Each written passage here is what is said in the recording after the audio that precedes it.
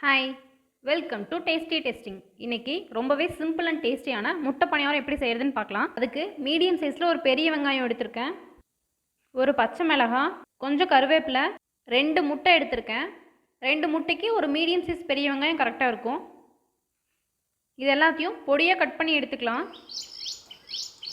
முட்டையை ஒரு கப்பில் உடச்சி ஊற்றிட்டு அதுக்கு தேவையான அளவு உப்பு, கொஞ்சமாக மிளகுத்தூள், நம்ம கட் பண்ணி வச்சுருந்த பொருட்களெல்லாம் இது கூட சேர்த்து நல்லா மிக்ஸ் பண்ணிக்கலாம்.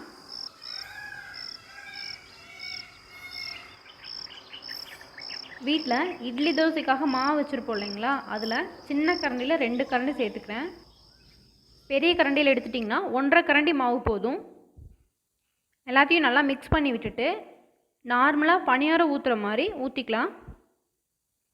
ஒரு டைமும் ஊற்றும் போது நல்லா மிக்ஸ் பண்ணி விட்டு ஊற்றிக்கோங்க, இல்லைனா மாவு அடியே போய் ஸ்டோர் ஆயிரும்.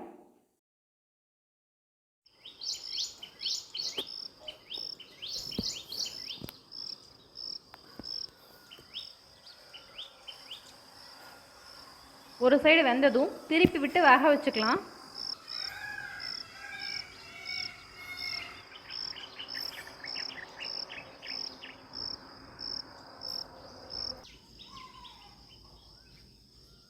ரொம்ப சிம்பிள் அண்ட் டேஸ்டியான முட்டை பணியாரம் ரெடி ஆயிடுச்சு. இதை அப்படியேவும் சாப்பிட்டுக்கலாம், வெரைட்டி ரைஸ்க்கு சைட் டிஷ்ஷாகவும் யூஸ் பண்ணிக்கலாம். நீங்களும் ட்ரை பண்ணிவிட்டு ஃபீட்பேக்கை கமெண்ட் செக்ஷனில் சொல்லுங்கள். Thank you.